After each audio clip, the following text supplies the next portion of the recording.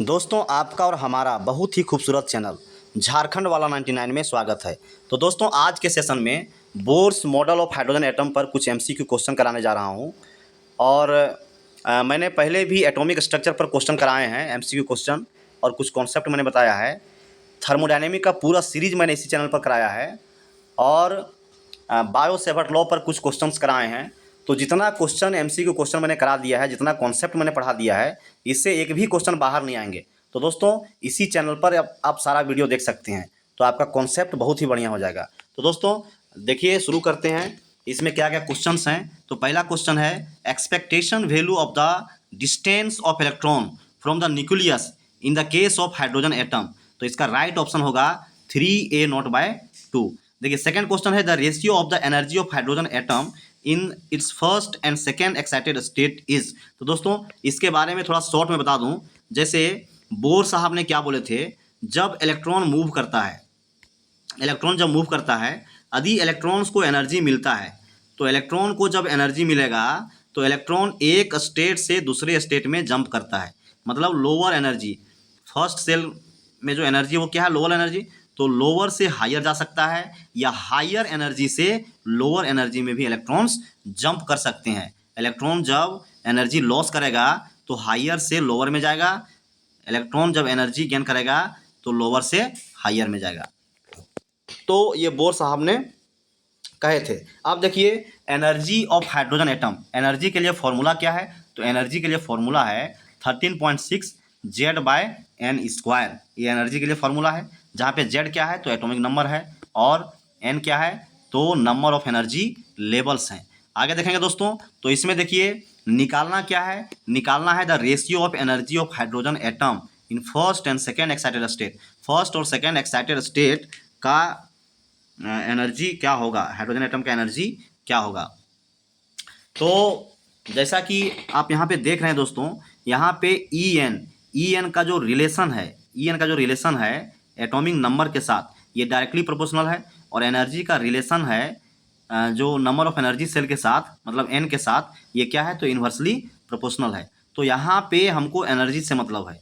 और यहाँ पे एक और दिया गया है first and second excited state. तो फर्स्ट का मतलब देखिए, ग्राउंड के लिए एन का वैल्यू क्या लेते हैं 1, और फर्स्ट एक्साइटेड स्टेट के लिए क्या लेते हैं 2, और थर्ड के लिए क्या लेते हैं, थर्ड के लिए 3।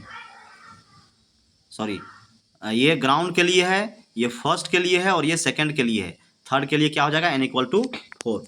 तो दोस्तों यहाँ पे देखिए, यहाँ पे करना कुछ नहीं है। यहाँ पे देखिए हमको निकालना है E2, मतलब फर्स्ट एनर्जी स्टेट, और E3 मतलब सेकंड। तो देखिए E2/E3। तो देखिए एनर्जी ऑफ हाइड्रोजन एटम, तो इसका रिलेशन जो है एनर्जी लेवल से क्या है तो इन्वर्सली प्रोपोर्शनल होता है। मतलब E2/E3 हम लिखेंगे N3/N2, ऐसे लिखेंगे क्योंकि इन्वर्सली प्रोपोर्शनल है। तो इन्वर्सली प्रोपोर्शनल है मतलब E का जो एनर्जी का जो रिलेशन है ये N के साथ, एनर्जी लेवल के साथ क्या है, इन्वर्सली प्रोपोर्शनल है।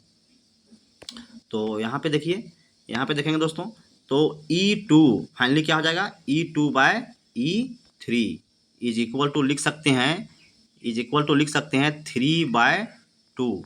3/2 क्यों लिखेंगे, 3/2 लिखने का क्या कारण है यहाँ पे समझिए।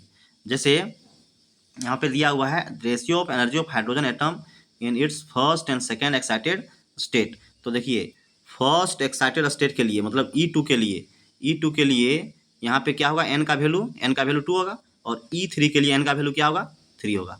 तो यहाँ पे हो जाएगा 3×3=9, 9/4 मतलब 9/4। ये क्या हो जाएगा 9/4। तो इसका राइट ऑप्शन जो होगा, राइट ऑप्शन सी होगा। तो दोस्तों इसी सीरीज को आगे बढ़ाते हैं। आगे देखिए इसमें क्या है, the kinetic energy of an atom is, किसी भी एटम का काइनेटिक एनर्जी क्या होता है। तो दोस्तों किसी भी एटम का काइनेटिक एनर्जी पोटेंशियल एनर्जी का आधा होता है, ये बोर साहब बोले हैं।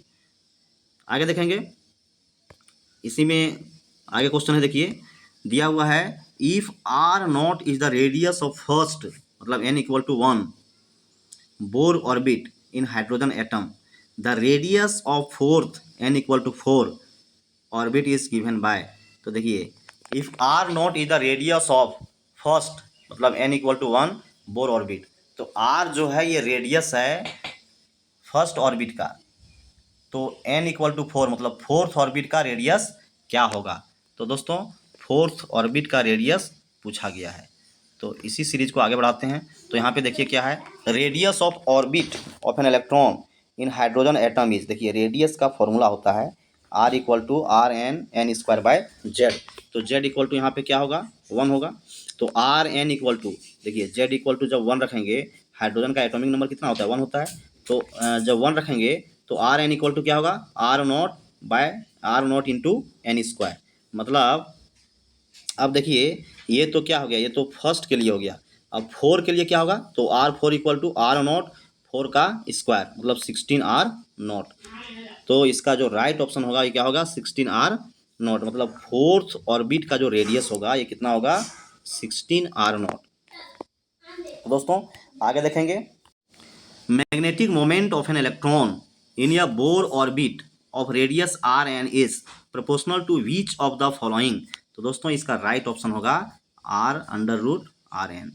आगे देखिए, which of the following statement is incorrect, इसमें से कौन सा स्टेटमेंट है जो इनकरेक्ट है। तो पहला है Bohr's model of atom fails to explain spectra of multi electron atoms, तो ये सही है। बोर्स मॉडल जो है ये फेल हो गए थे spectra of multi electron atoms, तो ये थ्योरी देने में फेल हो गए थे। आगे देखिए, Bohr's atomic model fails to explain Zeeman effect, तो बोर मॉडल जो है वो जीमन इफेक्ट को एक्सप्लेन नहीं कर पाए, ये भी करेक्ट है। Bohr's atomic model fail to explain Stark effect, तो स्टार्क इफेक्ट को एक्सप्लेन करने में भी फेल रहे।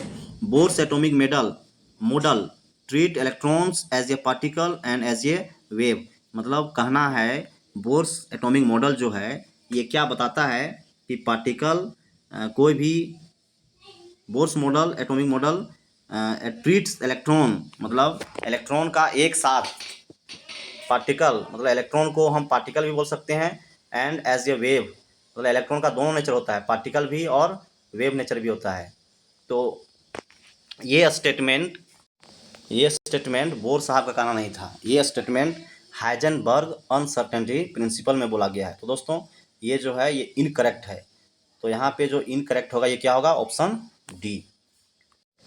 तो दोस्तों इसी सीरीज को आगे बढ़ाते हैं। देखिए क्वेश्चन नंबर 7 क्या है, who postulated that the momentum of electron in an atom is quantized.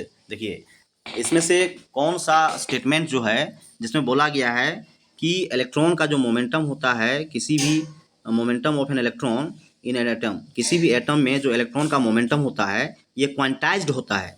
तो इसमें से कौन सा होगा, देखिए पहला ऑप्शन है एरविन स्क्रोडिंगर, तो ये नहीं होगा, इनकरेक्ट है। नील्स हेनरिक डेविड बोर, तो नील्स हेनरिक डेविड बोर ने कहे थे, ये स्टेटमेंट करेक्ट होगा। आगे देखिए, if the binding energy of the electron in hydrogen atom is 13.6, देखिए यदि किसी भी if the binding energy of electron, यदि किसी भी इलेक्ट्रॉन का binding energy of hydrogen atom is 13.6, मतलब हाइड्रोजन एटम का जो बाइंडिंग एनर्जी है वो क्या है 13.6 इलेक्ट्रॉन वोल्ट।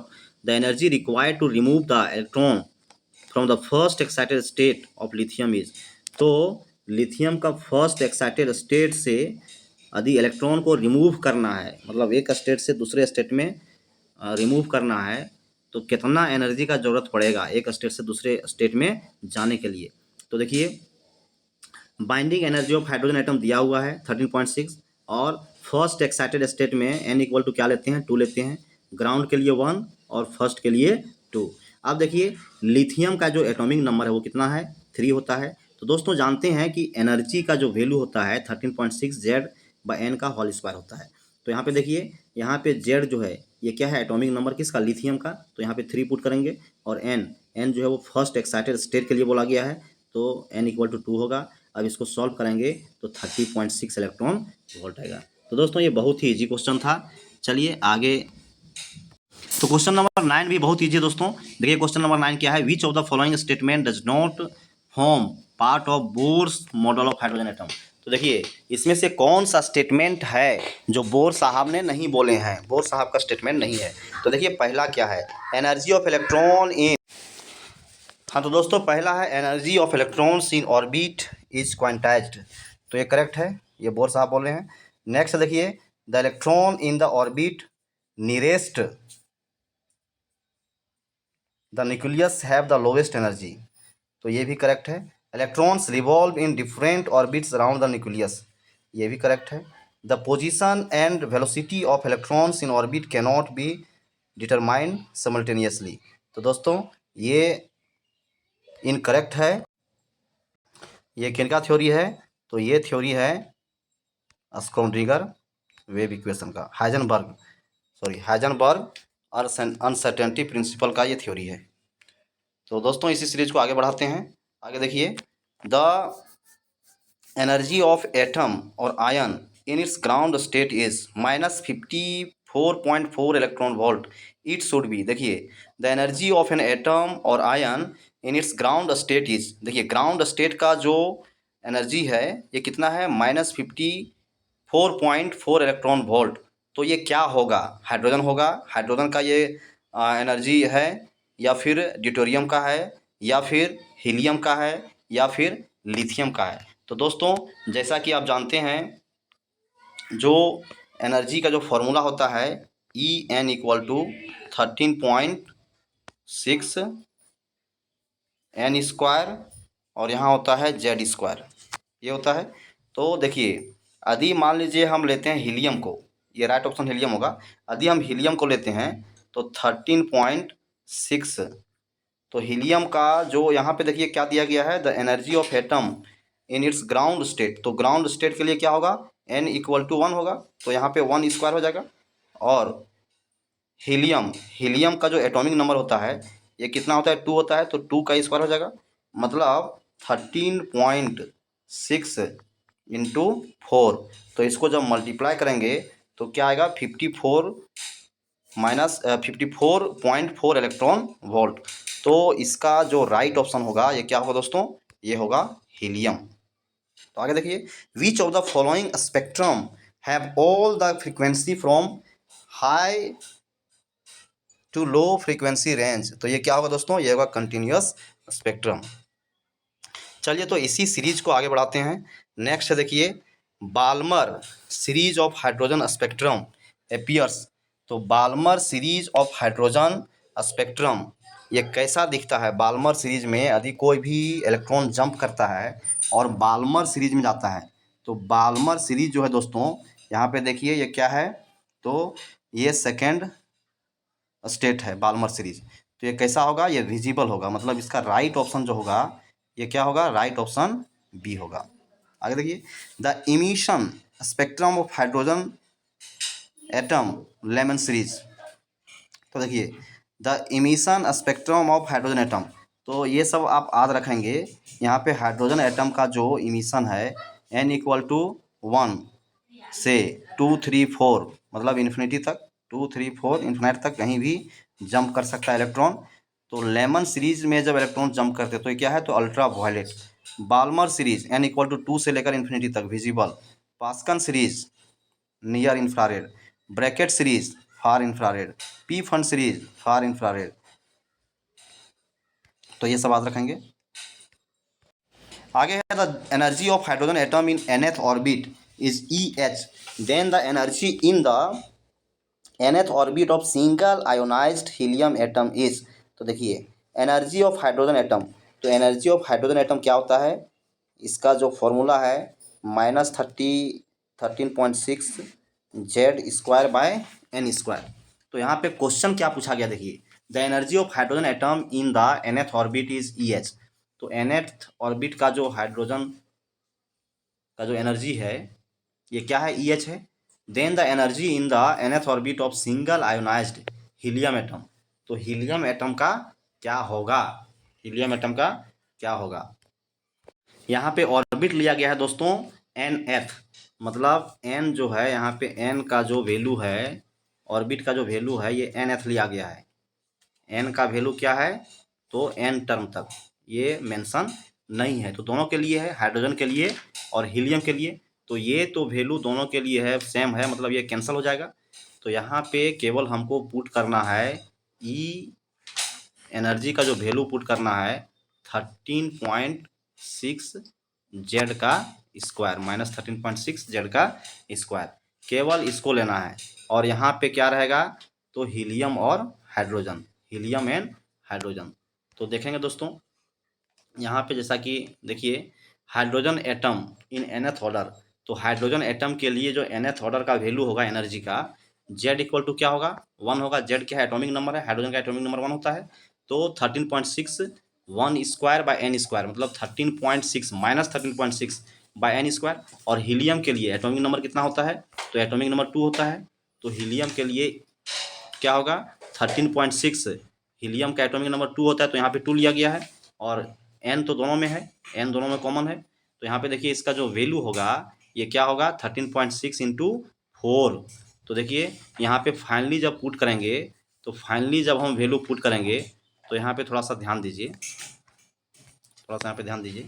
जैसे ई एच मतलब हाइड्रोजन बाय ई हीलियम, तो यहाँ पे देखिए 13.6 दोनों में है, तो ये तो ऐसे भी कैंसिल हो जाएगा। तो यहाँ पे देखिए ये हीलियम का जो एनर्जी है, हीलियम का जो एनर्जी लेवल है, ये यहाँ पे क्या लिखेंगे, मतलब यहाँ पे दोस्तों ई,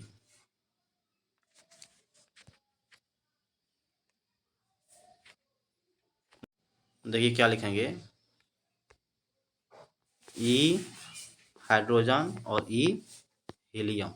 तो यहाँ होगा 13.6 जेड स्क्वायर, जेड स्क्वायर किसके लिए, तो ये हीलियम का हो जाएगा। और 13.6 जेड स्क्वायर ये किसके लिए हो जाएगा, तो हाइड्रोजन के लिए। तो दोस्तों 13.6 दोनों में है, तो ये कैंसिल हो जाएगा। अब यहाँ पे देखिए जेड स्क्वायर, तो जेड जो है ये हाइड्रोजन के लिए कितना है, ये जेड जो है ऊपर में ये हीलियम के लिए है। तो हीलियम का कितना है, तो 2 स्क्वायर बाय 1 स्क्वायर, मतलब 4 बाय 1 होगा।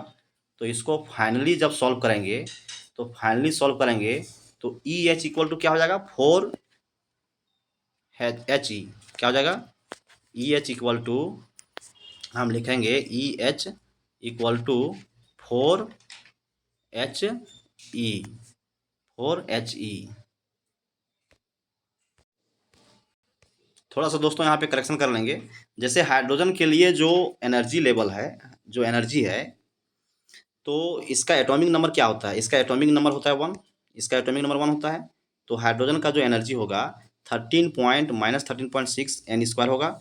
और हीलियम के लिए एटॉमिक नंबर क्या होगा, 2 होगा। तो इसका जब एनर्जी हम निकालेंगे, तो 13.6 2 एन, जेड के जगह पर क्या हो जाएगा, 2 हो जाएगा बाय एन स्क्वायर। तो ये जो है 13.6 2 स्क्वायर बाय एन स्क्वायर होगा। अब एन चूंकि दोनों में कॉमन है, तो एन एन ऐसे भी कैंसिल हो जाएगा।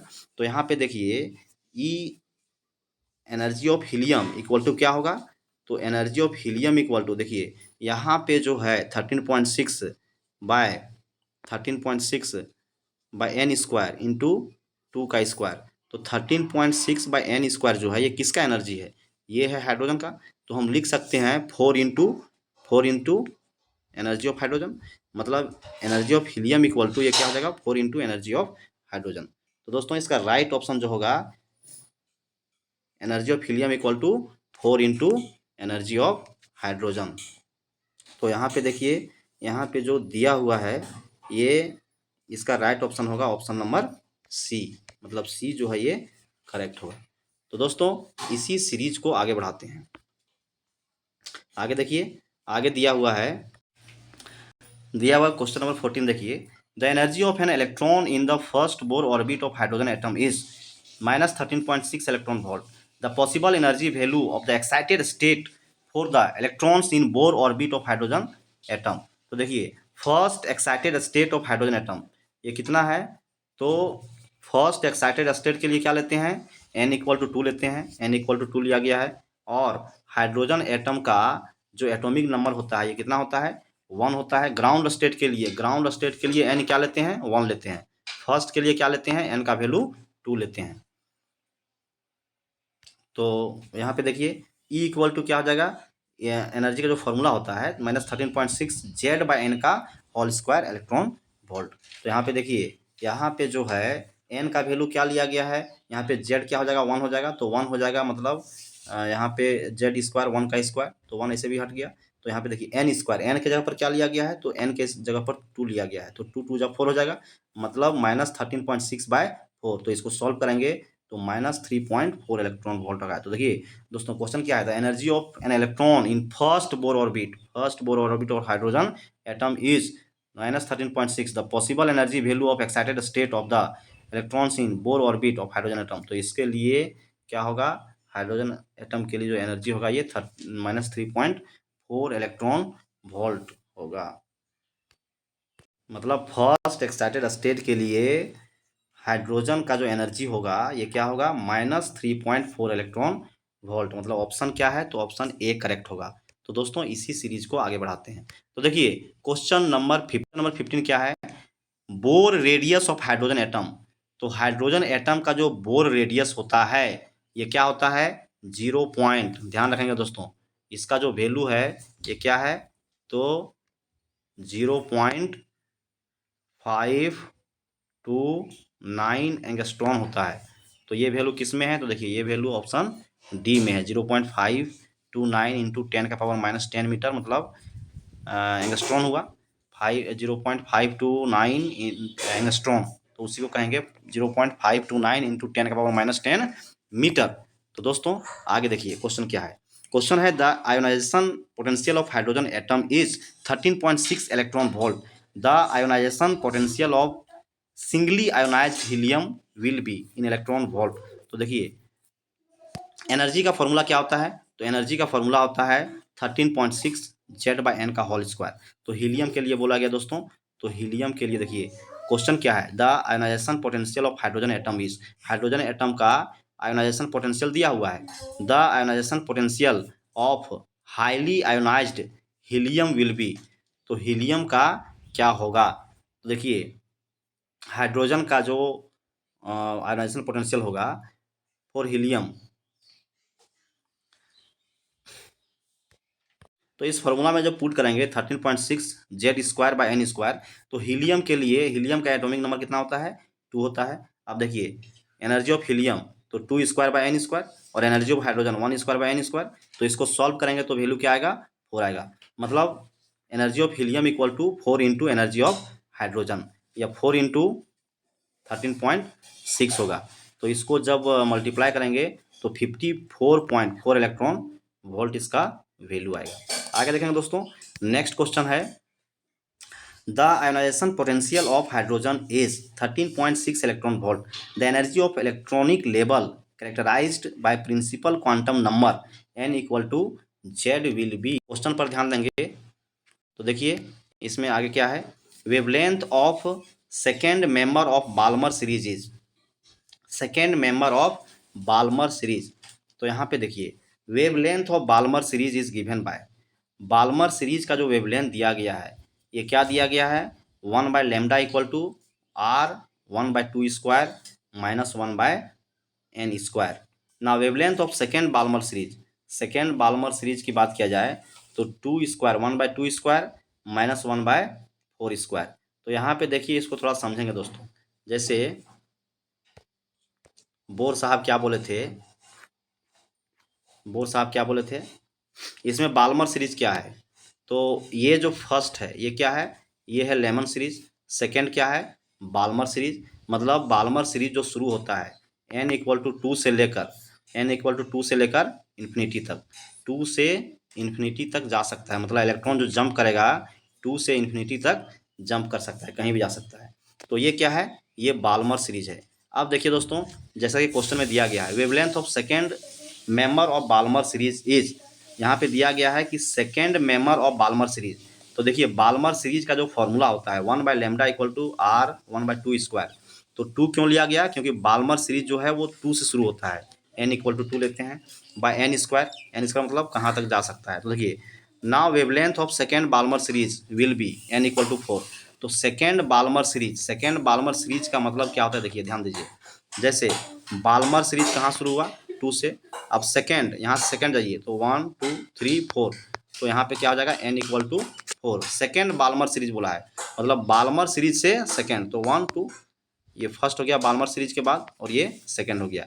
तो यहाँ पे क्या लिया गया दोस्तों, now the wavelength of second Balmer series get n equal to 4। तो यहाँ पे क्या लेंगे, मतलब हम कहाँ से जा रहे हैं, बाल्मर सीरीज से कहाँ जा रहे हैं, तो सेकेंड में जा रहे हैं, बाल्मर सीरीज से सेकेंड में, सेकेंड स्टेप में। तो 1/2 स्क्वायर माइनस 1/4 स्क्वायर, तो इसको सॉल्व करेंगे तो क्या आएगा, लैम्डा का वैल्यू 16/3r आएगा। दोस्तों इसी सीरीज को आगे बढ़ाते हैं। आगे देखिए, bore magnetron is the unit of, तो बोर मैग्नेट्रॉन का जो यूनिट होता है, तो इसका क्या होता है, मैग्नेटिक डायपोल मोमेंट। तो इसका राइट ऑप्शन क्या होगा दोस्तों, इसका राइट ऑप्शन सी होगा, राइट ऑप्शन सी होगा। तो चलिए इसी सीरीज को आगे बढ़ाते हैं। देखिए, the minimum orbital angular momentum of the electron in या हाइड्रोजन एटम इज, देखिए the minimum orbital angular momentum of the electron in hydrogen atom is, hydrogen atom का जो मिनिमम एंगुलर मोमेंटम होगा, इसका फॉर्मूला होता है NH/2 पाई, NH/2 पाई। देखिए NH/2 पाई, मतलब इसी एंगुलर मोमेंटम से इलेक्ट्रॉन मूव करते हैं। यदि इसी एंगुलर मोमेंटम से इलेक्ट्रॉन यदि मूव करता है तो इलेक्ट्रॉन जंप नहीं करेगा, लेकिन जब एनर्जी हम देंगे इलेक्ट्रॉन में या एनर्जी लॉस करेगा तो एक स्टेट से दूसरे स्टेट में इलेक्ट्रॉन क्या करता है, जंप करता है, या तो हायर से लोअर जाएगा या तो लोअर से हायर आएगा। तो इसमें क्वेश्चन क्या बोला गया है, the minimum orbital angular momentum of electron in hydrogen atom, hydrogen atom का मिनिमम एंगुलर मोमेंटम क्या होगा। तो मिनिमम एंगुलर मोमेंटम जो होता है NH/2 पाई के इक्वल होता है। अब चूंकि यहाँ पे हाइड्रोजन की बात किया गया है तो यहाँ पे n का वैल्यू क्या रखेंगे, 1 रखेंगे, n का वैल्यू क्या रखेंगे, 1 रखेंगे। इसका वैल्यू क्या आएगा, H/2 पाई। तो इसका राइट ऑप्शन क्या होगा, B, H/2 पाई। मतलब इतना एंगुलर मोमेंटम से यदि इलेक्ट्रॉन मूव करते हैं तो इलेक्ट्रॉन स्टेबल रहेंगे, और दूसरी बात है कि इलेक्ट्रॉन जंप नहीं करेगा, ना तो लोअर से हायर में जाएगा ना तो हायर से लोअर में आएगा। ये बोर साहब बोले थे। आगे देखेंगे क्वेश्चन नंबर 20। क्वेश्चन नंबर 20 क्या है दोस्तों, the spectrum of hydrogen, the ratio of longest wavelength in the Lyman series to the longer wavelength in the Balmer series will be. Question है दोस्तों, the spectrum of hydrogen, the ratio of longest wavelength in the Lyman series to the longest wavelength in the Balmer series will be. तो देखिए Lyman series के लिए, Lyman series जो शुरू होता है ये n इक्वल टू 1 से शुरू होता है, और बाल्मर सीरीज शुरू होता है n इक्वल टू 2 से, मतलब फर्स्ट ऑर्बिट ये सेकेंड ऑर्बिट से शुरू होता है। तो यहाँ पे देखिए 1/λ, तो यहाँ पे देखेंगे दोस्तों 1/λ इक्वल टू क्या होगा, r इंटू 1/1 का स्क्वायर, मतलब n का जो वैल्यू लिया गया यहाँ पे जो लेमन सीरीज के लिए 1 होगा, माइनस 1/n स्क्वायर, तो ये लेमन सीरीज हो गया।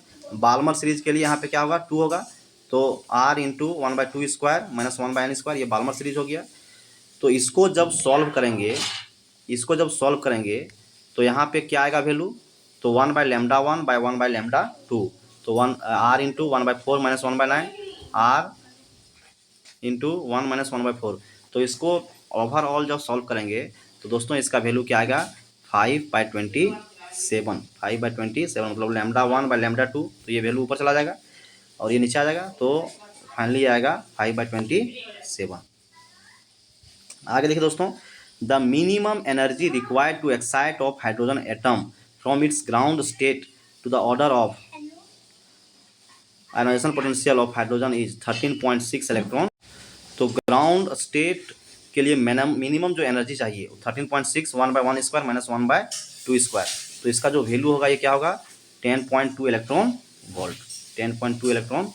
आगे देखें दोस्तों, क्वेश्चन है which of the following radiation series is found in the visible region. देखिए which of the following radiation series is found in the visible region, visible region में कितना एनर्जी चाहिए। तो देखिए इसमें जो which of the following radiation series is found in the visible region, visible region के लिए कितना एनर्जी चाहिए। तो दोस्तों जैसा कि आप जानते हैं विजिबल रीजन जो होता है ये किस में होता है, ये होता है बाल्मर सीरीज में।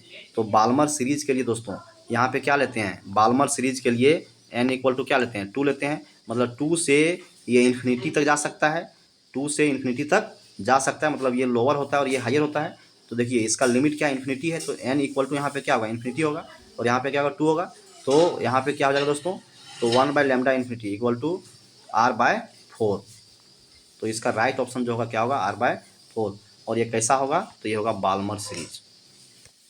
तो दोस्तों इसी सीरीज को आगे बढ़ाते हैं। तो देखिए आगे क्या है, आगे क्वेश्चन है which series of hydrogen spectra is obtained when electrons jump from N orbit characterised by principal quantum number 2, 3, 4 infinity to 1। तो यहाँ पे देखिए एक यहाँ पे दिया गया है, एक डाटा दिया गया, देखिए लेमन सीरीज के लिए n इक्वल टू क्या लेते हैं, 1 लेते हैं, बाल्मर के लिए 2 मतलब 1 से इन्फिनिटी, 2 से इन्फिनिटी किसका है, तो बाल्मर का है, 3 से इन्फिनिटी किसका है, तो पास्कन का है, 4 से इन्फिनिटी किसका है, तो ब्रैकेट का है, और Pfund n equal to 5 to infinity. तो यहाँ पे देखिए which series of hydrogen spectra is obtained when electron jump from N orbit characterised by principal quantum number 2, 3, 4 to infinity. तो देखिए 2 से कौन शुरू होता है, तो 2 से बाल्मर सीरीज होता है। तो इसका राइट ऑप्शन क्या होगा दोस्तों, इसका राइट ऑप्शन होगा बाल्मर सीरीज। राइट ऑप्शन क्या होगा, बाल्मर सीरीज। इसमें थोड़ा करेक्शन कर लेंगे। देखिए क्वेश्चन बहुत कंफ्यूज किया है। यहाँ पे देखिए, यहाँ पे दिया हुआ है which series of hydrogen spectra is obtained from electron jump from N orbit characterised by principal quantum number 2, 3, 4 infinity to 1। मतलब इन्फिनिटी से 1 में आ रहा है, इन्फिनिटी से 1 में आ रहा है। देखिए इन्फिनिटी से यदि 1 में आ रहा है, देखिए इन्फिनिटी से 1 में आ रहा है, देखिए 1 में आ रहा है, तो 1 किस में आएगा, 1 जो है वो लेमन में आएगा।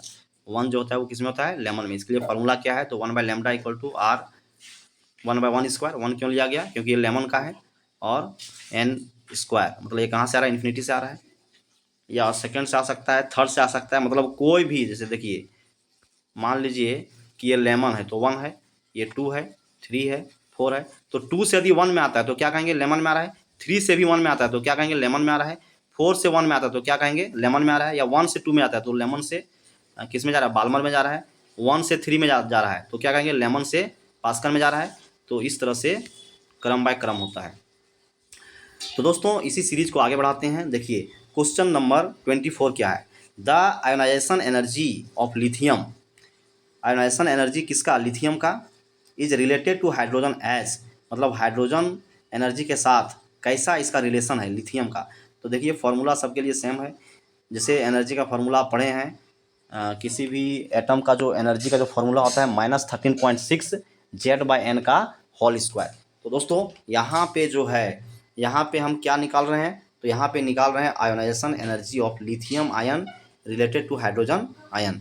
तो देखिए लिथियम बाय हाइड्रोजन, तो लिथियम बाय हाइड्रोजन ये एटॉमिक नंबर के साथ कैसा रिलेशन है, तो ये एटॉमिक नंबर के साथ डायरेक्टली रिलेशन है। तो इसका क्या लिखेंगे, एटॉमिक नंबर ऑफ लिथियम का square, atomic number of hydrogen का स्क्वायर, मतलब 3 स्क्वायर/1, मतलब इसका रेशियो क्या आएगा, 9:1। आगे देखेंगे दोस्तों क्वेश्चन नंबर 25। क्वेश्चन नंबर 25 क्या है, the Balmer series of spectral line is emitted in transitions to n equal to 2 level from higher level in the hydrogen atom. The longest wavelength line in this series is। तो देखिए यहाँ पे हम जानते हैं कि वेवलेंथ का जो फॉर्मूला होता है, या बाल्मर सीरीज की बात करें तो 1/λ इक्वल टू क्या होगा, r 1/2 square. n equal to यहाँ पे क्या लेंगे, बाल्मर के लिए 2 लेंगे। तो यहाँ पे देखिए 2 लिया गया है, 2 square by n square. For longest wavelength n equal to 3, यहाँ पे बोला क्या गया है, तो यहाँ पे बोला गया है, यहाँ पे दोस्तों बोला गया है कि n इक्वल टू 2 से लॉन्गेस्ट वेवलेंथ में जाना है। लॉन्गेस्ट वेवलेंथ में मतलब n इक्वल टू 3 में जाना है। तो फॉर लॉन्गेस्ट वेवलेंथ मतलब लोअर से हायर में जाना है। ये 2 हो गया और ये 3 हो गया, यही बोला है। तो लॉन्गेस्ट वेवलेंथ से कहाँ जाना है, हायर में। तो हायर में जाने के लिए n इक्वल टू क्या रखेंगे, 3 रखेंगे। तो यहाँ पे देखिए वैल्यू जब पुट करेंगे, r का जो वैल्यू होता है ये क्या होता है, 1.097 10 का पावर 7। और यहाँ पे क्या होगा 4, मतलब ये होता है जो n स्क्वायर यहाँ पे होता है, ये होता है लोअर एनर्जी के लिए, और ये होता है सेकंड का होता है हायर, मतलब लोअर माइनस हायर। तो लोअर क्या है 2 का स्क्वायर और हायर क्या है 3 का स्क्वायर। तो इसको जब सॉल्व करेंगे दोस्तों तो ओवरऑल वैल्यू इसका आएगा 6560 एंगस्ट्रॉन। इसका वैल्यू क्या आएगा, 6560 एंगस्ट्रॉन। तो दोस्तों इसी सीरीज का लास्ट क्वेश्चन है। लास्ट में क्या दिया गया देखिए, according to Bohr theory of hydrogen atom the energy En of a state with principal quantum number n is proportional to. तो देखिए n के साथ एनर्जी का क्या रिलेशन है दोस्तों। तो देखिए एनर्जी इक्वल टू क्या होता है, -13.6/n² इलेक्ट्रॉन वोल्ट। तो एनर्जी के साथ क्या रिलेशन है, इन्वर्सली है, मतलब En inversely proportional to n²। ये बहुत बार पूछा गया क्वेश्चन दोस्तों।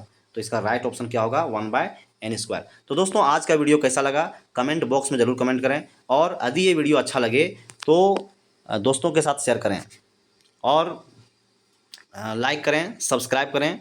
तो दोस्तों फिर मिलते हैं एक ऑथेंटिक वीडियो के साथ, तब तक के लिए इजाज़त दीजिए, धन्यवाद।